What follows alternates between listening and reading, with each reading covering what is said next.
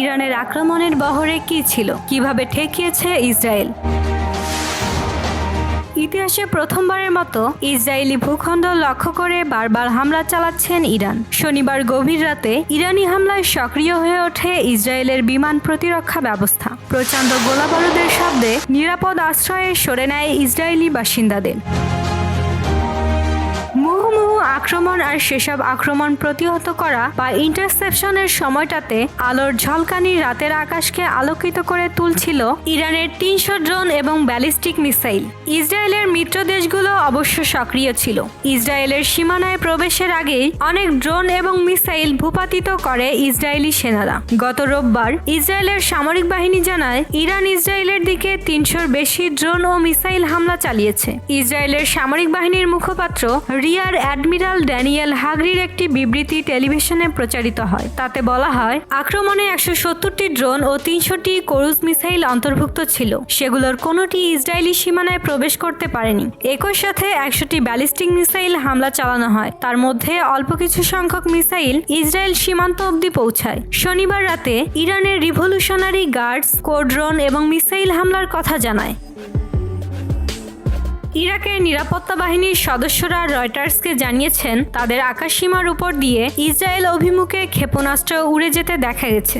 Drone পাঠানোর প্রায় ১ ঘন্টা পর ব্যালিস্টিক মিসাইলের হামলা চালান তারা, যাতে ধীরগতির ড্রোন আর দ্রুতগতির ব্যালিস্টিক মিসাইল মোটামুটি কাছাকাছি সময়ে আঘাত হানে। যুক্তরাষ্ট্রের প্রতিরক্ষা বিভাগ বলছে, ইরান, ইরাক, সিরিয়া ও ইয়েমেন থেকে ছোড়া কয়েক ডজন মিসাইল এবং ড্রোন ঠেকিয়ে দিয়েছে মার্কিন বাহিনীগুলো। হামলায় ব্যবহৃত ড্রোন এবং ক্রুজ মিসাইল গুলোর গতিপথ সরল রৈখিক ছিল, আর বেশিরভাগ ব্যালিস্টিক মিসাইলের গতিপথ ছিল ধনুকের মতো বাঁকানো। এতে নিচের দিকে নামার সময় অভিকর্ষের টানে তাদের গতি বহুগুণ বেড়ে যায়।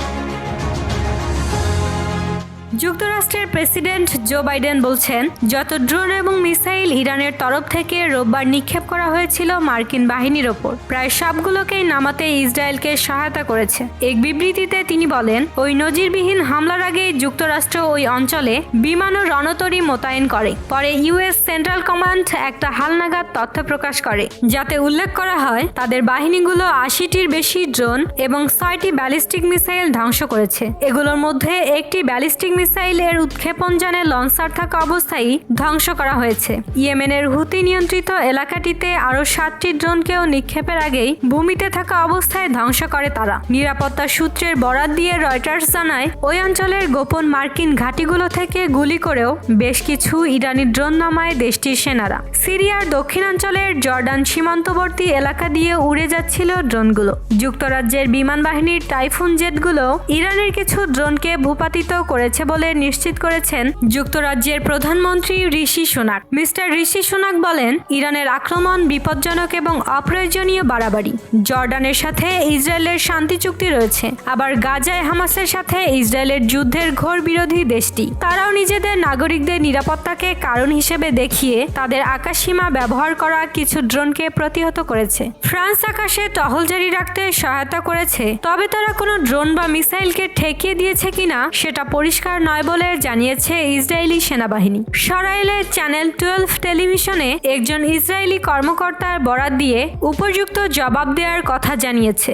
যদিও ওই কর্মকর্তার নাম পরিচয় প্রকাশ করা হয়নি, ইসরায়েলের আকাশসীমা উন্মুক্ত করে দেওয়া হয়েছে। প্রতিবেশী দেশগুলোর আকাশও এখন বিমান চলাচলের জন্য উন্মুক্ত। তবে প্রতিরক্ষা মন্ত্রী ইয়োব গ্যালান্ট বলেছেন, ইরানের সঙ্গে লড়াই এখনো শেষ হয়নি। ইতোমধ্যে ইরানের পক্ষ থেকে হুঁশিয়ার করা হয়েছে, যদি ইসরায়েল প্রতিশোধের চেষ্টা করে আরও বড় হামলা চালানো হবে বলে জানিয়েছে।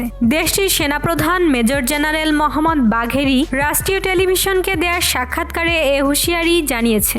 যুক্তরাষ্ট্র যদি ইসরায়েলের প্রতিশোধ চেষ্টার সঙ্গে যোগ দেয়, তাহলে মার্কিন ঘাঁটিগুলোতেও আক্রমণ চালানো হবে বলে জানিয়েছেন তিনি। এদিকে ইসরায়েলের অনুরোধে জাতিসংঘ নিরাপত্তা পরিষদের বৈঠক আহ্বান করা হয়েছে।